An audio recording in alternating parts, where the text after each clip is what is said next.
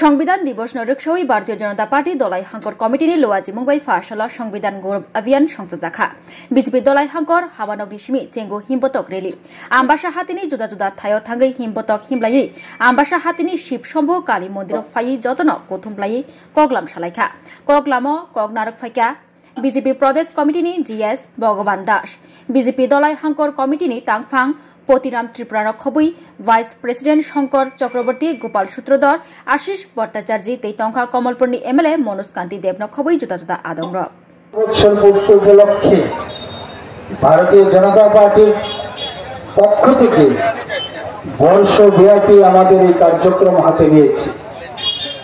বর্ষব্যাপী আমাদের এই কার্যক্রম চলে সংবিধান গৌরব দিবস হিসেবে। হয়তোবা অনেকের মনে সেই প্রশ্ন জাগতে পারে যে সংবিধান গৌরব দিবস কেন আজকে তার প্রয়োজন পড়েছে, কেনই বা ভারতীয় জনতা পার্টি সেই উদ্যোগ নিয়েছে। তার সংক্ষিপ্ত বিবরণ আপনাদের সামনে আমরা তুলে ধরার চেষ্টা করব এবং আজকের দিনে সেই বিষয় নিয়ে আলোচনা অত্যন্ত জরুরি হয়ে পড়েছে। তার জন্যই আমরা দেশবাসী তথা রাজ্যবাসীর সামনে আমরা উপস্থিত হয়েছি। আমরা জানি যে দেশ দীর্ঘ বৎসর পরাধীন ছিল। বিভিন্ন সময়ে বিভিন্ন সম্প্রদায়, বিভিন্ন ব্যক্তি এবং বিভিন্ন রাষ্ট্রের কাছে আমরা পরাধীন ছিলাম। শক, হোল, মুঘল, পাঠান, পরিশেষে ব্রিটিশের কাছে আমরা 200 বছর পরাধীন ছিলাম।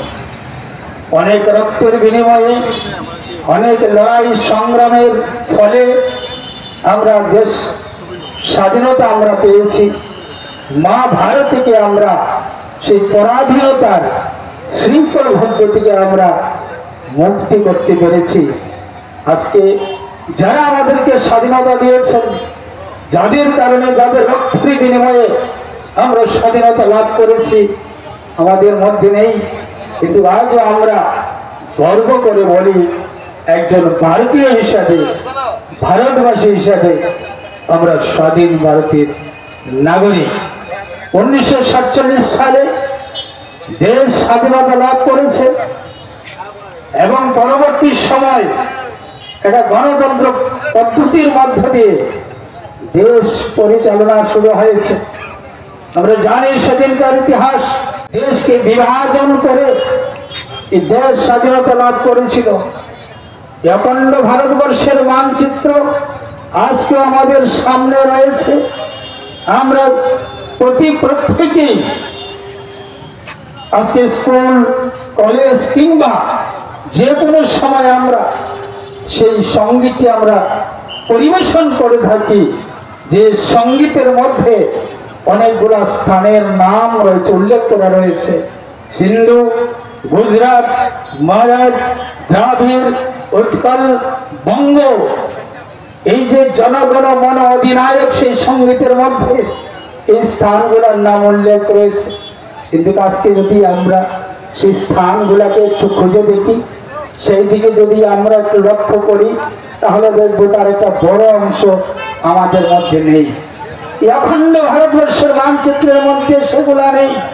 সেটা কোনো এক সময়ে, কোনো এক কারণে আজকে দেশমাতৃকার একটা বড় অঙ্গ কিন্তু সেটা চলে গিয়েছে, কেটে দিয়েছে।